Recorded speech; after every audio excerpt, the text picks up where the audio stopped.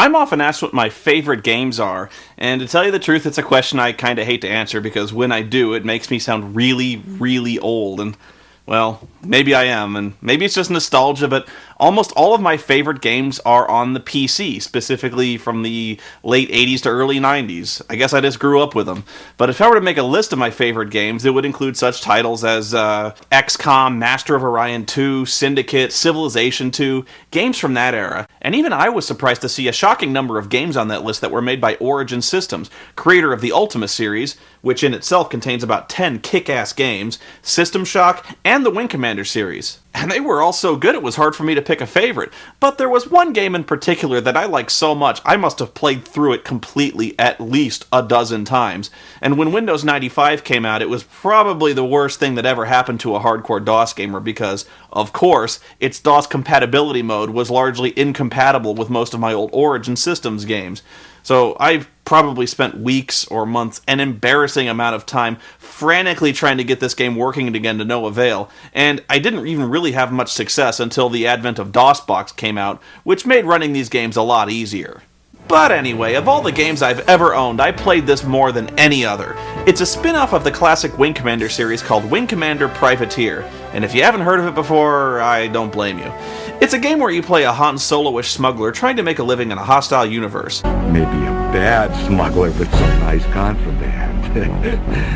Sorry, boys. I'm just a tourist with a frag nav console. Could you tell me where I am? Deep in trouble, little tourist. Prepare to be boarded. Not a chance, pal. Prepare to go to hell. When you start the game, all you've got is a few $1,000 and a beat-up, shot-up junker with one laser gun. It's an open-ended game where you can make a living as a pirate, a mercenary, or a merchant, and ethics are purely optional. Oh, there's a main storyline, and it's a really good one. But it's just about the least intrusive, least linear, most fun sandbox game that I've ever played. And really, it's hard for me to explain why the heck it's so good, especially when you compare it to modern games. The graphics were, for the Wing Commander series, average. The controls were actually a little clunky. The voice acting was nothing great, bordering on pretty bad. Who are you that flies so good? Are you insane? And the sound design was glitchy at best. And yet the freedom you had to play, make money, and explore this universe was exhilarating. The game expanded on the familiar Wing Commander universe and felt truly alive. You could buy and configure your ship and weapons depending on how you wanted to make money, any way you wanted, and you had a ton of choices, and all of them were perfectly valid. Being a merchant was surprisingly fun and exciting, especially when you found out that you could land on pirate star bases and become an illegal drug dealer. And you better believe that was controversial back in the day. Hell, you could traffic in human slavery if you wanted. Hell, you could even tractor beam ejected pilots that you shot down into your own cargo hold and then sell them later as human slaves. I mean, Jesus. Talk about adding insult to injury. It's that kind of freedom, that little personal touch of pointless cruelty that makes you feel like a real authentic space bastard. And believe me, I loved every second of it. And this is gonna sound really corny, but it was just so immersive. It really felt like you were flying a rusty shitbox junk freighter in space. I mean, okay, it was slow, clunky, and it controlled like a brick covered in steaming pig crap, but damn it, it was your rusty shitbox. You paid for it, you fixed it, you paid for the missiles, hell, you paid for the gas! And whenever your ship took damage, the sound was a loud, concussive, metallic slamming sound. It felt like a punch in the stomach, because it was your ship getting measurably wrecked. You could do whatever you wanted in this universe, and it was all fun. Hell, I liked it anyway. I just had to tell you all that so you know where I'm coming from when I tell you that its sequel, Privateer 2, The Darkening, is one of the worst, most disappointing, kick-in-the-nuts bad sequels that I've ever played in my life. Even the title is disappointing. The Darkening. It kind of reminds you of Highlander 2, The Quickening, doesn't it? I was fired up about this game like you wouldn't believe. It was clearly an FMV title, which at this point everyone in the world already knew were usually pretty bad, except when Origin Systems made them. The Wing Commander series was spectacularly good, and actually felt like an interactive movie experience. They proved they knew how to do this stuff, and the buzz only increased when we got wind of a star-studded cast worthy of a Hollywood movie. Check this out. The game stars Clive Owen, John Hurt, David Warner, Jurgen Prochnow, David McCallum, and of course, Christopher Walken. This is bullshit. It can't be. Oh, come on, how could this game possibly suck now? Well, the answer to that is surprisingly complicated. When I started doing research and collecting footage for this game, I was lucky enough to stumble on a website that had managed to collect all of the cinematic footage from this game from a high-quality production archive tape instead of the game itself. Which is great, because the footage you'd see from the game is full of these nasty, interlaced black lines. It was just kind of the style to do that for FMV games at the time. Apparently it made the movies play faster or something. But when I watched nothing but the cinematics outside of the game, it was actually really good. I mean, okay, it was cheesy at times. Do you want to be my partner? Oh, it'd be so much fun. And we'd probably fall madly head over heels in love. Sorry, Sarah, I didn't catch your name. Oh, Louisa, Elizabeth, Einstein, Mayflower, Tennessee, Buttercup, Phillips. But it was almost a decent sci-fi movie. The art direction is weird, borderline silly, but still striking and strangely compelling. Each of the planets has its own unique quirks, each one wild in its own way, but still a familiar feel. The cinematography was unconventional, but at the same time it was dreamlike and heavily atmospheric, capturing a nervous detachment the main character must feel while exploring these new, unfamiliar places. It was an entertaining story, told in a daring, groundbreaking way. It almost felt like the modern Doctor Who series, set about 10 years ahead of its time. And the graphics were, for their time, gorgeous and cutting edge. This was high-res stuff. So why did it suck so bad? Well, it didn't take me long after playing this game again for me to remember why I hated this game so much. The game is virtually unplayable. No, really, it barely fucking works. Back in the day, I remember this game crashed all the goddamn time, but even today on the comparatively much more stable DOSBox systems, this game bombed almost every single time I ran it. It crashed when loading gameplay, it crashed when loading movies, it crashed when I took off, it crashed when I landed, it crashed when I tried to save and load, and it even crashed when I tried to quit. Joystick calibration was lousy even when it worked anyway, because even when it worked, it didn't really work. The only other alternative is to use the mouse for spaceflight, and I always hated that. I think it's actually the way the game is intended to be played, kind of like they did with Freelancer, but spaceflight with a mouse just feels wrong. Like, there's no way you would ever pilot a spaceship like this. Even using a keyboard is more plausible. I mean, even the Starship Enterprise is driven with a keyboard. But in this game, the keyboard isn't even a fucking option! The control scheme is radically different from every other game in the Wing Commander series, which is incredibly disconcerting, and there's no way to change the key bindings. We are talking problems. How many problems?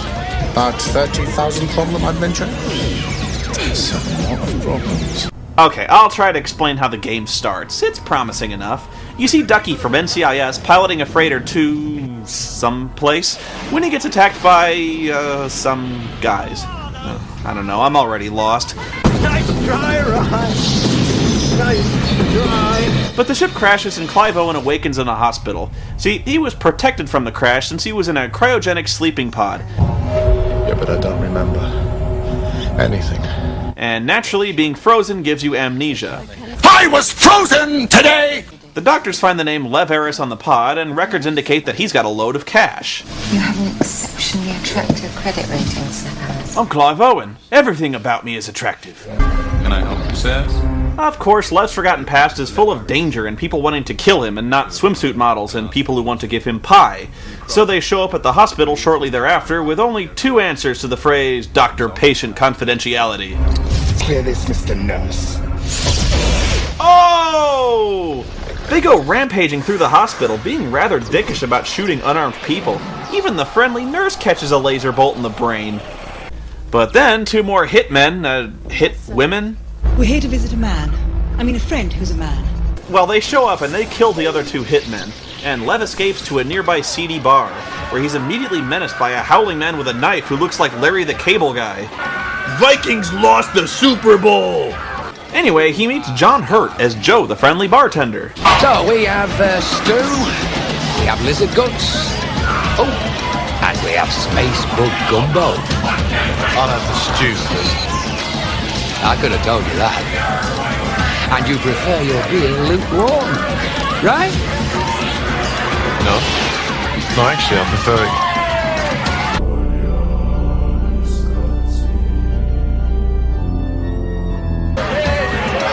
Lukewarm. All I got is piss warm chango. That's my brand.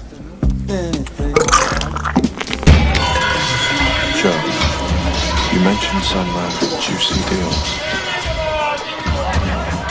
Not just juicy. Terrific. Ooh. Suppliers, wholesalers, jobbers. You might say that I run a very moist establishment. I'm not gonna regret eating that stew, am I? Joe helps you buy a ship, and with that the game starts, and it's here that fans of the original game begin to realize a few unsettling things. First, this isn't a Privateer sequel. The plot has nothing to do with the original. I've seen some claims online that this is supposed to be in the same universe, only set 100 years in the future, which is complete horseshit, but even if it were true, it's a completely different setting anyway, since it's so far ahead in the future that nothing at all is familiar. Most of your business is conducted in a glorified phone booth, which removes most of the feeling of exploring the different locales, since all the booths look alike anyway. There's no Merchants Guild, there's no Mercenary Guild, and there's no collecting local rumors from the bartenders. That makes navigation on the planets basically pointless, since all you ever really visit is the booth. Although it is pretty funny to see the people milling around these screens in short, bizarre motion loops. Ouch. Poor guy. What is love? Baby, don't hurt me. Don't hurt me no more. What is love? Baby, don't hurt me. Hey, look, a Jawa! And zombie-style dancers. You know it's sailing. You're fighting for your life inside a cannon. The commodity trading is a complete waste of time. There are far less planets and space stations, and far less interesting trade routes. There are only a few reliably profitable cargo runs, and the game basically tells you what they are from the beginning. There are only a few fluctuations in the economic market, which never booms or busts, and never changes in response to your own activity. The only changes in market prices take the form of some brain-dead news headlines, which tell you simplistic things like, Hades needs water, so you bring water there and get more money. But it lacks any sense of innovation or exploration, and even the most profitable trade routes don't make the risk worth the reward, which will only be about a 10 to 20% profit, at best. I just hate not getting paid. A man after my own heart. Worse, the only way to transport cargo is to hire other ships. Your ship can't carry anything. So now you're stuck escorting your own cargo, which has the effect of putting your money in the hands of the ridiculously bad and buggy AI, giving up any feeling of control you had over your own destiny, and it really undermines the sensation that you're a badass smuggler. You're not smuggling anything. You're paying someone else to smuggle stuff for you. I can't even begin to tell you how much of a difference that makes. The AI is a joke, almost to the point that there isn't any AI. They have no idea how to react when you're tailing them. They barely even move or seem to notice as you shred them from behind. All the bad guys know how to do is fly directly at you and fire. Actually, I'm not even sure they know how to do that. As an experiment, I went out to a nav point with a single pirate, parked my ship, 0 speed, stood up from the computer, and let the pirate attack my unmoving, completely defenseless ship.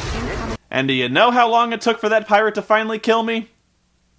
Neither do I, because he couldn't fucking do it. I let the computer record for over 35 minutes, and only one time was he able to even drop my shields, and that had to be sheer luck, because he never even came close to replicating that feat again.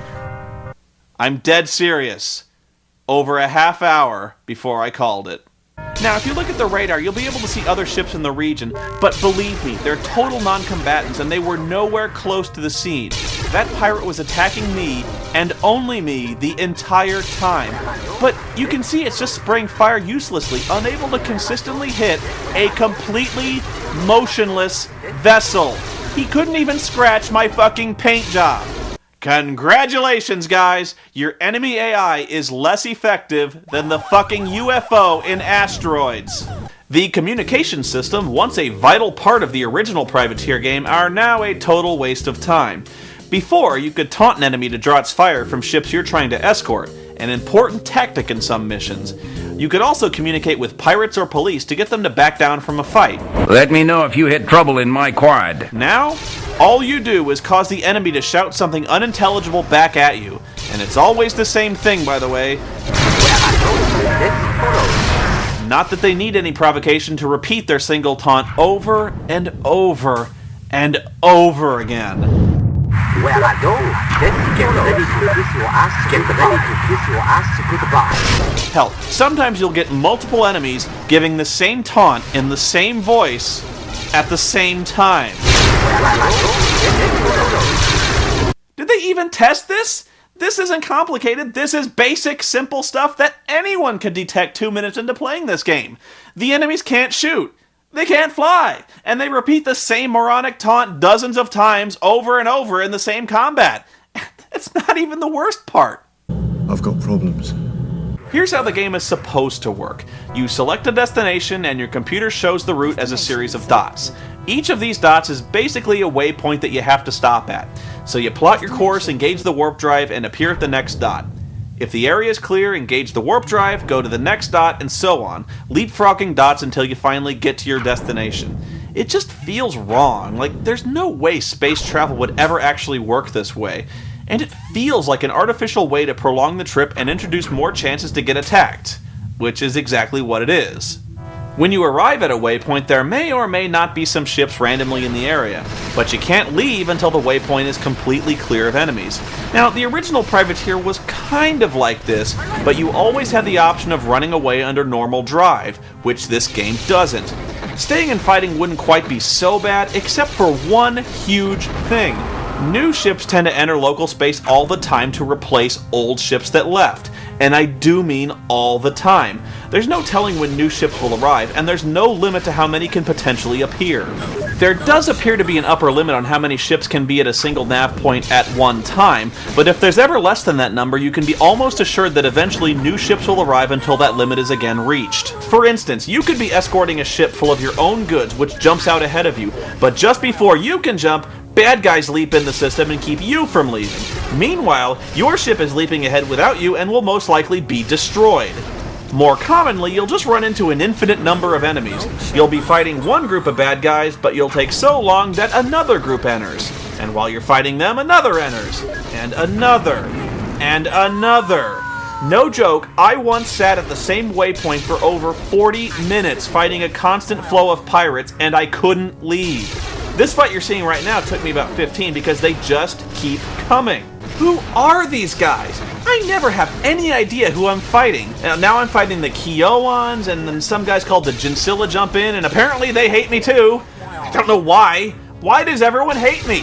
What the hell did I ever do to these people? The original Privateer made it so easy. It was in the Wing Commander universe, so if you played those games, you knew that the angry cat people were bad, and you knew why they hated you. Pirates were just called pirates, and the retros, the new enemies, were explained in great detail. But here, they're completely unknown. They're simply red dots on your radar. And again, I have to ask, why the hell do they always want to kill me? True, in the original Privateer, the pirates almost always wanted to kill you then as well. But in that game, you were flying a freighter, and the pirates think you have valuable cargo they can steal. And even then, you could convince the pirates that you didn't, and they would back off. In this game, I don't have any cargo. I can't have any cargo. My ship can't carry any. That's reserved for the merchant ships that I have to hire. So why do the pirates attack me and not them? What the hell? The most hilarious design decision to me is when you get emails in the middle of combat, the game immediately stops and cuts to let you read it, no matter what you were in the middle of doing. Who the hell thought that was a good idea? What, the combat wasn't uninvolving and uninteresting enough? The lame music didn't quite sap enough energy out of the fighting? Now let's stop everything and read some futuristic tweets from Jürgen Prochnow. I can't get him off my tail! Mike, I've got your big dead ahead. I've got him dead ahead. Good tone. I got good tone.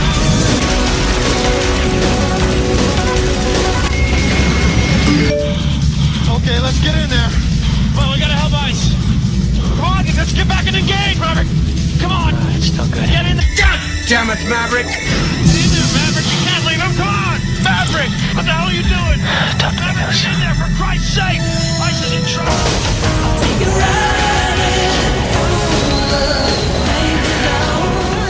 And that's kind of it.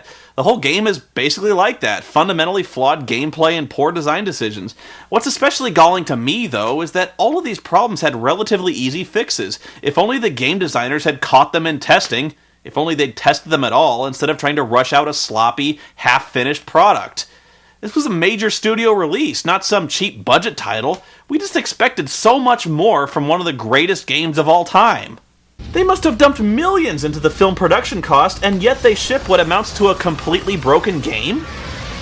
I don't get it. I don't get how a game company with such a great pedigree and library of games shits out a turd this expensive and bad. And the hell of it is, I played this game all the way through anyway, purely because I wanted to see Christopher Walken.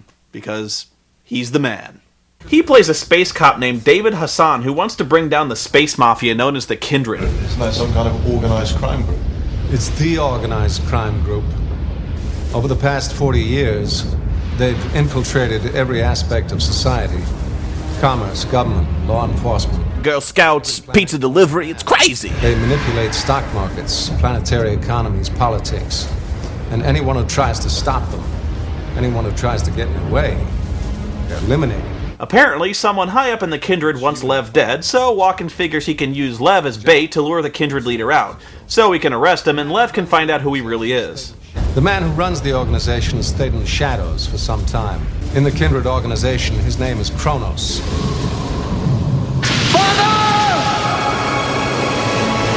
Father! The sleeper has awakened! No, this is your crusade, Hassan. Who was it? A CIS partner? A lover? Who did the Kindred kill that's burned you so bad? It's got nothing to do with it. Yeah, I think the cameraman just had a stroke. Okay, so Walken brings in the number 2 guy of the Kindred named Reinhardt, played by David freaking Warner. Seriously, the cast of this game is amazing, and Warner completely dominates this scene too, making what could have been a really boring drawn-out exposition scene into a truly memorable, compelling performance. He tells Lev that his younger brother became head of the Kindred while he was frozen in a cryopod awaiting treatment for a terminal disease. But now that he's cured and the current Kronos is insane from drug addiction, the other Kindred lieutenants want him to take over the organization. And trust me, Warner does a much better job explaining it. Yeah, whoever I was, I've changed. People don't change that much. Some are born wolves. Some are sheep. You might be wearing sheep's clothing, but your fangs are showing through. Yeah, well, maybe losing my memory was the best thing that could have happened to me.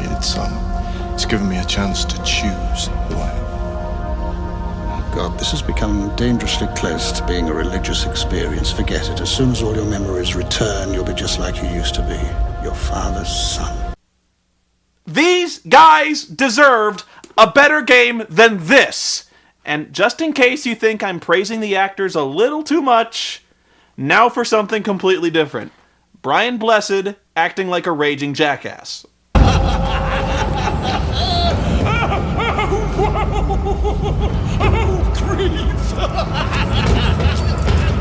What's the matter, Uncle? The heart of the things that we had here, the soul of them has been stolen! Taken by heartless infidels! Doubtless to be sold for filthy lucre! What was this exactly? A small and exquisitely made image of the Lord of the Brews in his aspect as taster. And now, a space cowboy with nuclear farts. Listen up! I'm Ralph McCloud. Mighty pleased to meet you, stranger, on account of you just saving my butt. So yeah, Lev finds out he's the rightful heir to the Kindred space mafia, and he sets out to take back what's his. After wrecking the Kindred home base, you board the collapsing station and find Kronos in his throne room. Dude's completely twisted and mutated from overusing an anti-aging drug, to the point his brains have dropped out his ass and grown into a tail. I am not making this up. This is such silly shit that it's actually completely awesome. Look, I'm fit enough to expand the Kindred. To make it more feared, more hated, more effective. More bullshit, brother. The Kindred is falling apart quicker than you are. You're just jealous! Jealous because I was the eldest. Jealous because Mummy liked me better than you! Go on, admit it. I was nastier than you. Harder, meaner. Oh, nastier is right, man. You just shat out your own brain. You pushed me aside in the womb, didn't you? I should have come out first, but you pushed me aside. Yeah, my brother and I have this argument so many times. Always the jokes, always the witty replies, always light, always love. I can be Kronos for as long as I want to. No. For as long as it takes to put things right. No, you can't. No. No. No. You are God. Say goodnight, little brother. The light. Leave the light on, mommy. The light. Oh, that's fucking nasty. He squished his ass, tail, brain pimple. And that's exactly what playing this game feels like. Some asshole stomping on my enormous throbbing sack. This game blows my balls. Not only is it lousy, it's lazy. It's one of the worst sequels to one of the best games that I ever played. Origin Systems would never get its groove back after that abomination, only going on and on to make worse games, like the bomb that was Ultima 9 Ascension, and the worst thing to ever bear the Wing Commander title, Wing Commander the Movie. Oh, man.